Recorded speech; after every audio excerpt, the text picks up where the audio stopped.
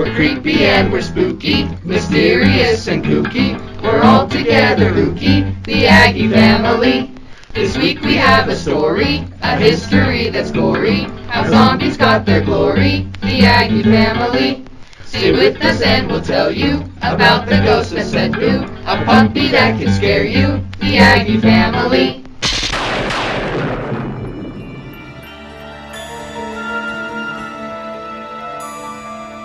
Welcome to this special edition of Cash Rendezvous. Today we are visiting where it felt most fitting, their antiques, skulls, and personal belongings to awful rulers from ancient times. We're at the Utah State University Hatch Room. This place reminds me of back home and our cellar where we keep our collection of skeletons. Speaking of the undead, we have a visitor here talking to us about my favorite thing besides the deceased, and that is the living dead. Now, I love zombies, especially from films like The Dawn of the Dead. Utah State University student Ayana Likens joins us to talk about the evolution of zombies. Yeah, I was really interested in the history of zombies and how they differ through Hollywood movies. Do you guys know any zombies? Yes. Some of our closest friends are actually zombies. Oh, really? Well, let's see how your friends evolved throughout history. You've seen the films, but where does this flesh-eating monster come from? It starts in Haiti. In Haitians' religion, voodoo, they punish people by turning them into a zombie. The belief system exists within this whole cultural complex of understandings of life and death and religion and spirit and the supernatural that really gives that idea a lot more resonance and meaning. They kill the person, then a sorcerer does a ritual to bring them back to life, which turns them into a mindless, controllable slave for eternity. Haiti is a revolutionary country, a country of slaves who revolted and claimed ownership over their land and their lives. And it makes sense that the most extreme punishment they can think of would be eternal enslavement. The Magic Island author William Seabrook introduced America to the word zombie. He describes it as a dead body which is made to walk, act, and move as if it were alive. From Haiti, land of the voodoo. White Zombie was the first zombie movie and was based around the Haitian version of zombies. Haitian zombies were mindless but otherwise looked normal. It was Hollywood. They really put on the gore. This is how people today see zombies.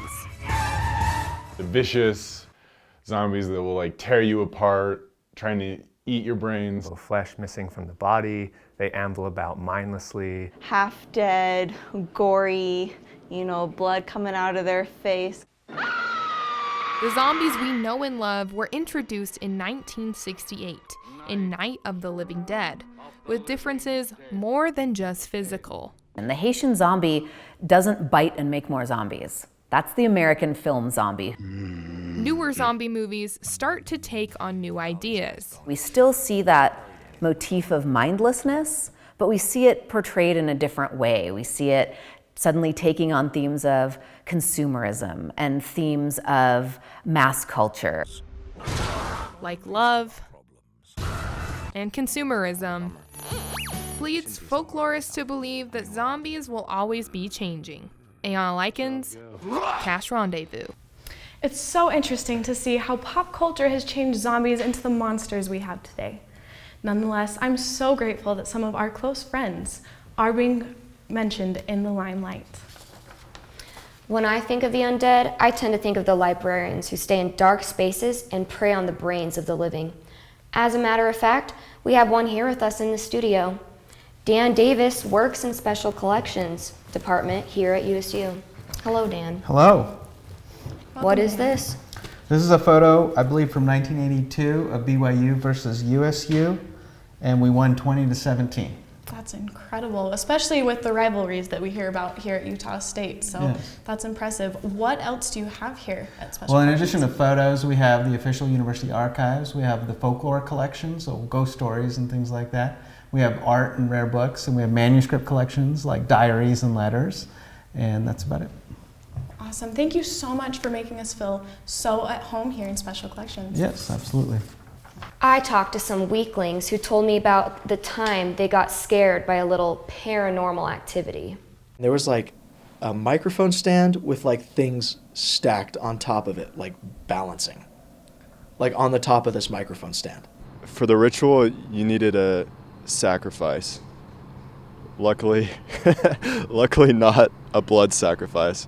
So we're like, hey, okay, we'll sacrifice this chocolate bar. So once in a while, I would go down my basement and just out of the corner of my eye, I would see a white maiden just in a dress that goes all the way down to the floor, just walking past. Then I just double take, and she's not there anymore. One of us ran and flipped on the lights, and we're like, whoa, that was super weird. And we looked, and the chocolate bar was unwrapped, and a bite was gone, was missing. She died when she was in the chapter. Don't know how she died. Nobody knows for sure. There's been plenty of rumors, but I lived in her room over the summer. I know I'm going to sound crazy for this, but I saw what looked like an old prospector or something, and he had glowing red eyes. It was like 4 a.m, and I heard 2 claps next to my ear. I woke up, and I was crying because I was so scared. I'm not ashamed to admit, I peed myself. I started running as fast as I could. I tripped twice, and I literally ran out of that thing screaming and crying. As you can see from the stories we heard today, things are not always what they seem. Well, welcome back, Ariana. Thanks, Emily. I must admit, I especially loved the story about the boy who peed his pants. I have to admit as well that I was really surprised he was so open to talking about that. I was too. Joining us now is one man who appreciates the souls of the deceased, Austin Elder. Hi, Ariana. Hi, Austin. Yeah, what used to be used to launch flaming corpses and flaming balls into enemy castles now is actually being used by USU students to launch candy-filled pumpkins to USU students. You know, it's a shame that we resorted to something as beautiful as death and destruction to a children's play toy. Such a shame. 3, 2, 1,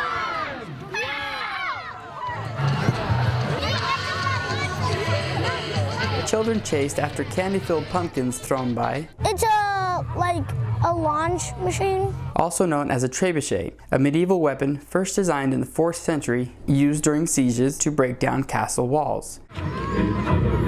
Now USU students use them to launch pumpkins. The best part is just watching the trebuchets go, having it all built together, having it all look great, and then seeing it launch and hit a washer straight in the face. Go, Carter, go!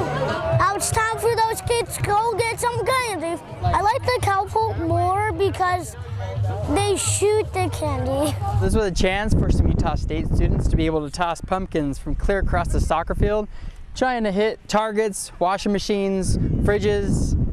Some even had candy. Some of the harder challenges would definitely be the design to make sure they don't break under the pressure of the pumpkin. Because these trebuchets have been a while, there have been ways to avoid that. And using those past methods, we've been able to overcome any breaking in the moment arm, breaking in anything of the actual trebuchet, so that it launches the pumpkin with safety and with direction. Today was a success. We had plenty of people here, and we had a wonderful time with music and with the toss. Well, that's one fun way to get some candy. Speaking of candy, Emily and Adam showed us how to make some holiday treats. When we come back, Lurch, I'm so sorry, Adam and I are going to show you the simplest of Halloween treats that you can enjoy while your trick-or-treaters are out and about.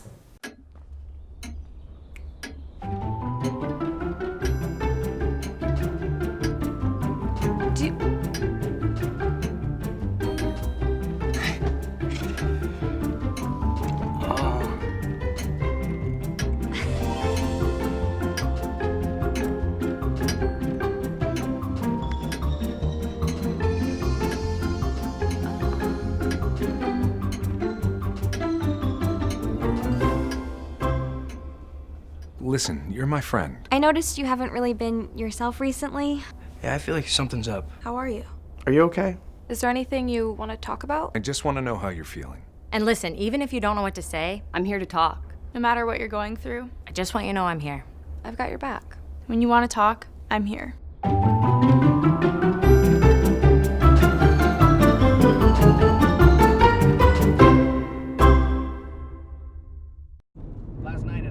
I tried Oxy at a couple of parties. I thought I had it under control. I didn't know it'd be this addictive. I didn't know how far I'd go to get more.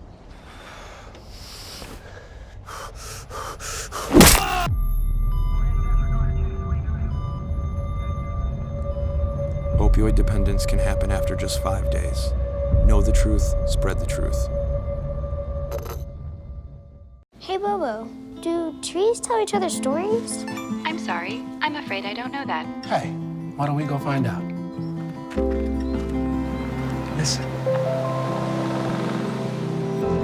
Do clouds take naps? I couldn't tell you. Dad, do stars visit their friends? Look!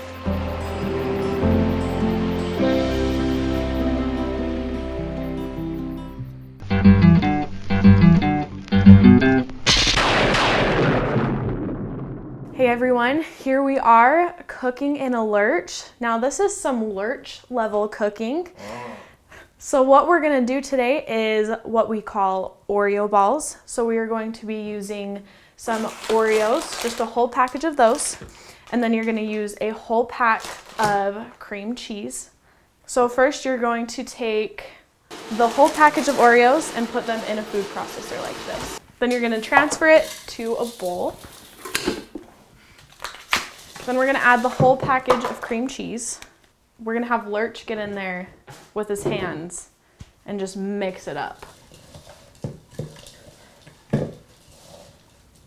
So now that we have the Oreos and cream cheese all mixed together, thanks to Lurch, he's gonna roll them into separate individual balls for normal people to have individual portions. And just place them on a cookie sheet that's lined. Okay, so now that Lurch has rolled all of these into individual balls, good job, you're gonna place them in the refrigerator for 2 to 3 hours so that they can cool down. So now that it's been a couple hours, Lurch got those out of the fridge, we're putting them on a serving dish, and they're ready to eat. Thanks for joining us on Cooking in a Lurch. We'll see you next time.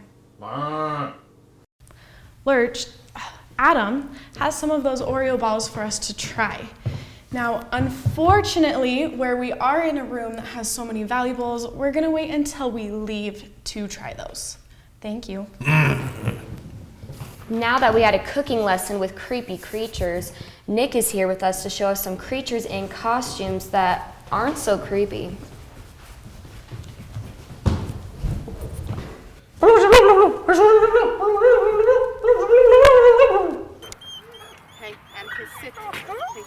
People and their pups came to celebrate Halloween at the Cash Humane Society Dog Park.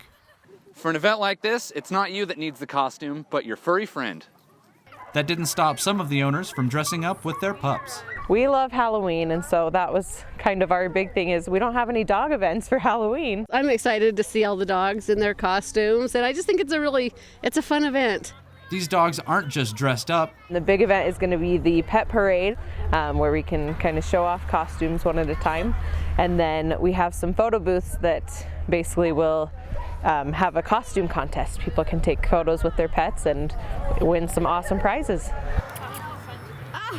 I think this is awesome. When I heard about it, I was super excited. It gave me an excuse to go buy costumes and bring her and the other dog out here. So yeah, we're excited. The parade is more than an excuse to dress up your pup. It's also for a good cause. Cash Humane has been awesome, and this has been a great way to help them out. We have people bringing donations just kind of to get in. All donations were from Cash Humane Society's wish list of items they frequently need.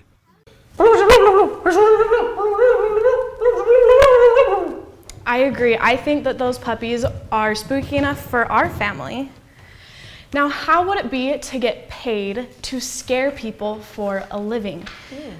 Shay Densley shows us how one program here in Cache Valley did just that, but more out of desperation than inspiration. The skeletons at Little Bear Bottoms scare people every weekend in October. It was originally a sod farm that grew corn as a rotation crop.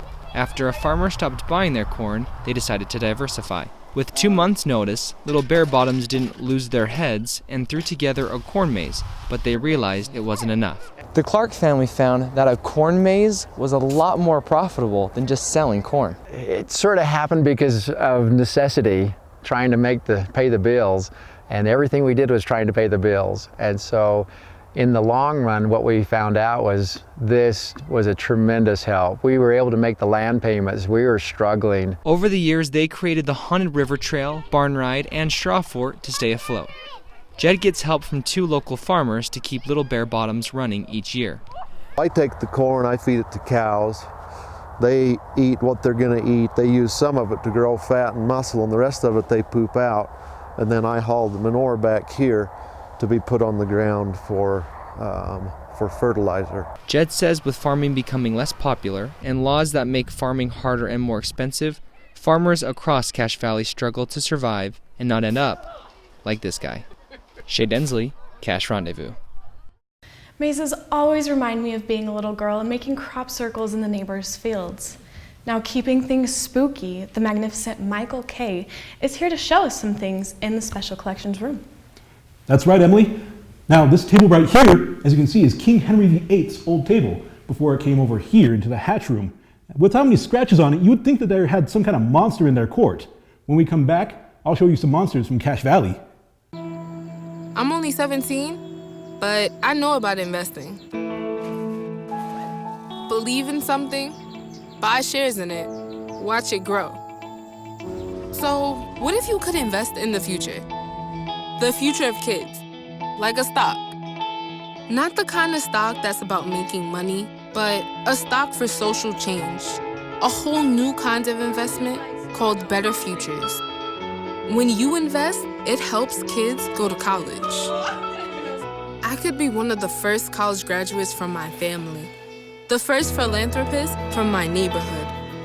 And if I'm the first, then maybe there's a second and a third. Believe in us, invest in us, watch us grow. My name is Sydney, and I'm your dividend.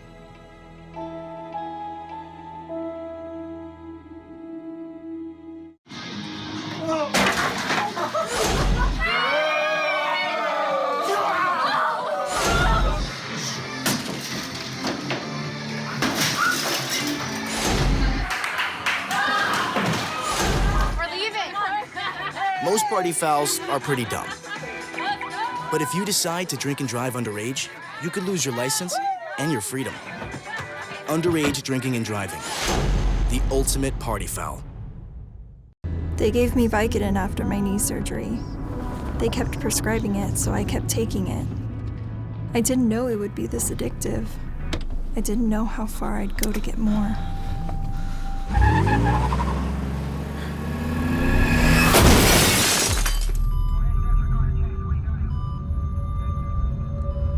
Opioid dependence can happen after just 5 days.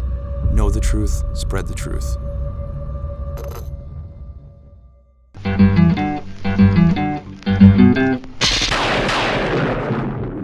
Now that you're back, I can take you on a journey to show you those monsters from around Cache Valley.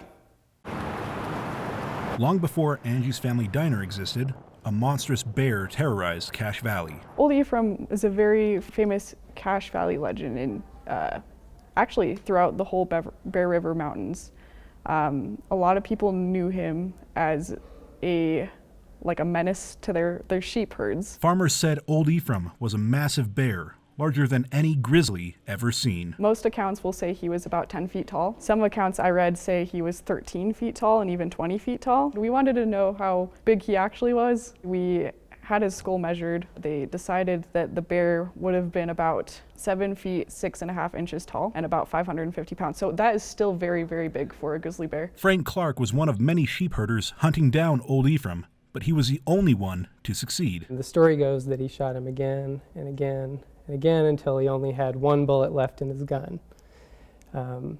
His dog started nipping at Old Ephraim's heels, and it distracted the bear just long enough for Frank Clark to approach Old Ephraim again and shoot him one last time in the head. Old Ephraim met his end a few feet from this memorial, but he wasn't the only monster of Cache Valley.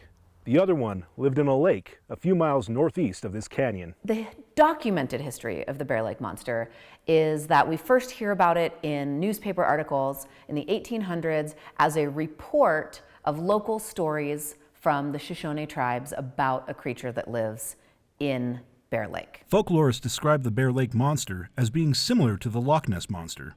So similar, in fact, that some believe them to be the same creature. This is a very popular theory that Bear Lake and Loch Ness are connected by underground waterways, and the creature spends half its time in Scotland, half its time in Utah. Folklorists still debate if the Bear Lake Monster actually exists. Unlike Old Ephraim, there's barely a hint of a monster stalking the lake.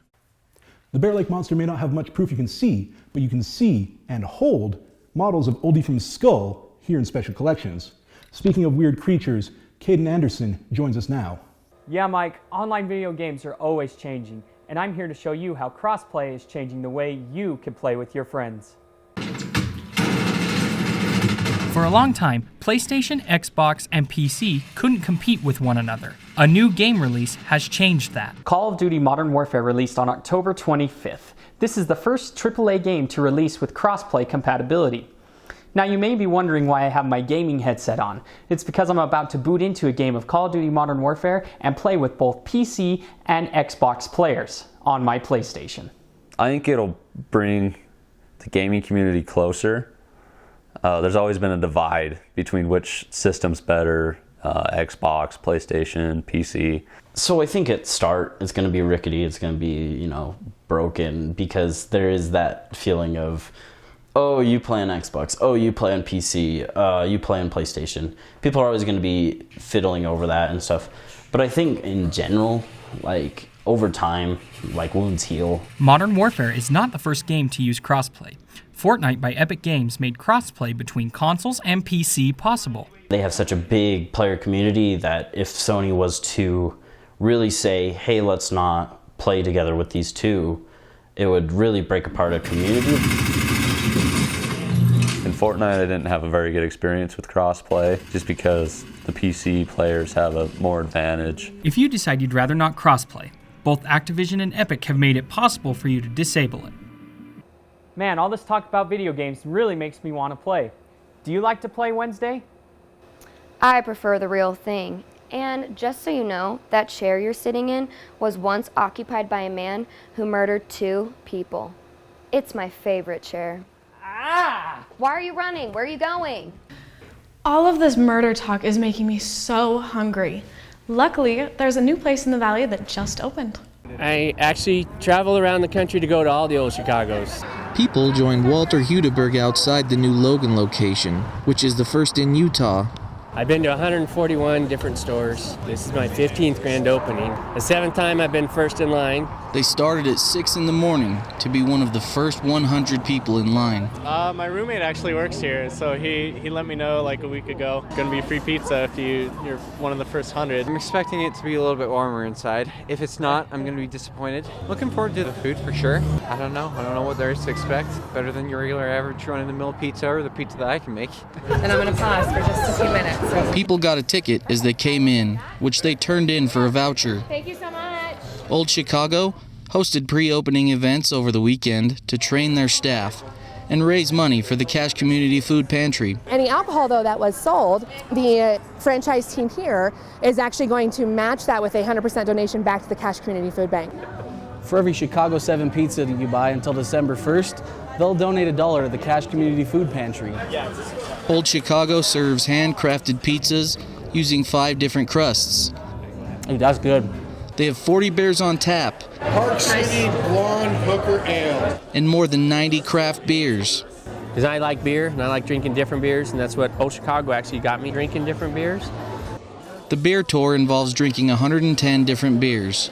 I also like the fact that when I go around the country, they'll show you all the local brews. Walter has done it over 10 times to get an engraved mug. It's 1,100 beers, and it's not a race, it's a marathon. Old Chicago is named after an old pinball machine that the founders used to play. I was able to pick it up after they closed the first store that ever opened. I'm the only one in the country that has an Old Chicago's pinball machine. Beer, not meth. Kids. Kendall Douglas, Cache Rendezvous. You know, I'm not quite sure if that establishment could handle our family. But if any of you lovely people do want to go, you can visit it. It is located at 1400 North and 800 East. A cold heart like mine enjoys a nice aggressive competition on the ice. Some students from Green Canyon High School are gaining a lesson in ice sports.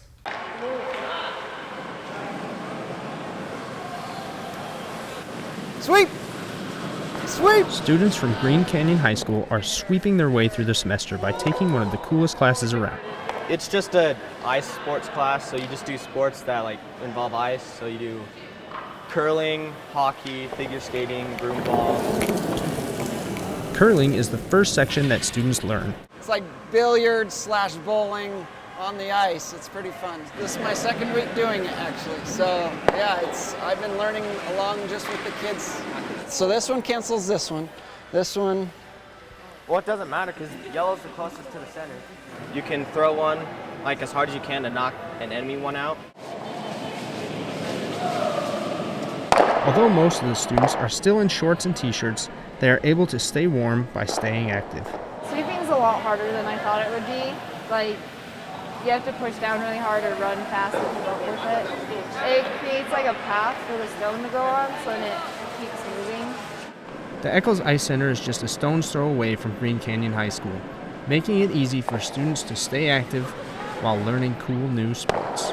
After another fun day of curling, and as the Zamboni driver cleans the ice, the students of Green Canyon High School head back to their normal classes. Wow, I really thought there would be more blood and violence in an ice sports class. Thanks for the horribly disappointing video, Brandon. You know, while the story may have been disappointing, we really appreciate the opportunity that we had to come entertain you lovely mortals today at Utah State University. Look for me in your nightmares tonight. Thanks, Aggies.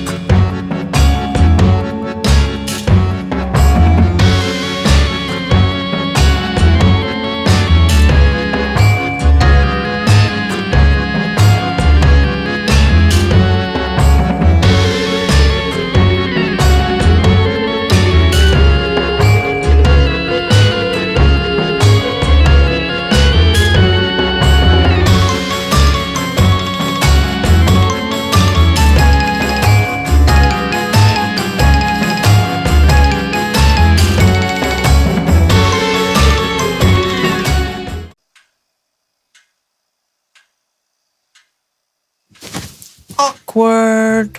I'm the awkward silence. You try to avoid me, then there I am again. But an awkward silence can be a great thing. Like Kelly here is about to demonstrate. You haven't really been yourself lately. Are you okay? Find out how you can help a friend with their mental health at seizetheawkward.org. What if you could invest in the future? The future of kids, like a stock. Not the kind of stock that's about making money, but a stock for social change. A whole new kind of investment called Better Futures. When you invest, it helps kids go to college. Believe in us, invest in us, watch us grow. My name is Sydney, and I'm your dividend.